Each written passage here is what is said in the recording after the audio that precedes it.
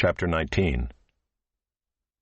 When the Lord your God cuts off the nations whose land the Lord your God is giving you, and you dispossess them and dwell in their cities and in their houses, you shall set apart 3 cities for yourselves in the land that the Lord your God is giving you to possess.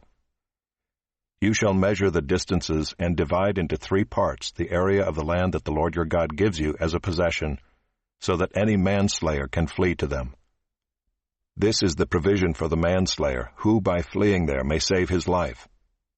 If anyone kills his neighbor unintentionally without having hated him in the past, as when someone goes into the forest with his neighbor to cut wood, and his hand swings the axe to cut down a tree, and the head slips from the handle and strikes his neighbor so that he dies, he may flee to one of these cities and live, lest the avenger of blood in hot anger pursue the manslayer and overtake him, because the way is long, and strike him fatally, though the man did not deserve to die, since he had not hated his neighbor in the past.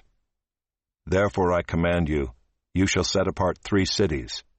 And if the Lord your God enlarges your territory, as he has sworn to your fathers, and gives you all the land that he promised to give to your fathers, provided you are careful to keep all this commandment, which I command you today, by loving the Lord your God and by walking ever in his ways, then you shall add 3 other cities to these 3, lest innocent blood be shed in your land that the Lord your God is giving you for an inheritance, and so the guilt of bloodshed be upon you.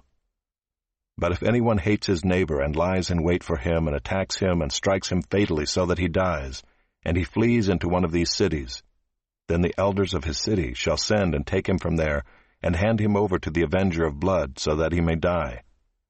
Your eye shall not pity him, but you shall purge the guilt of innocent blood from Israel, so that it may be well with you.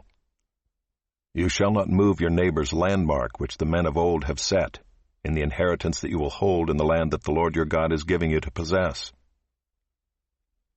A single witness shall not suffice against a person for any crime or for any wrong in connection with any offense that he has committed. Only on the evidence of 2 witnesses or of 3 witnesses shall a charge be established. If a malicious witness arises to accuse a person of wrongdoing, then both parties to the dispute shall appear before the Lord, before the priests and the judges who are in office in those days. The judges shall inquire diligently, and if the witness is a false witness and has accused his brother falsely, then you shall do to him as he had meant to do to his brother. So you shall purge the evil from your midst.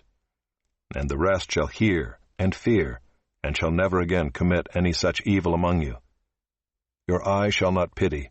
It shall be life for life, eye for eye, tooth for tooth, hand for hand, foot for foot.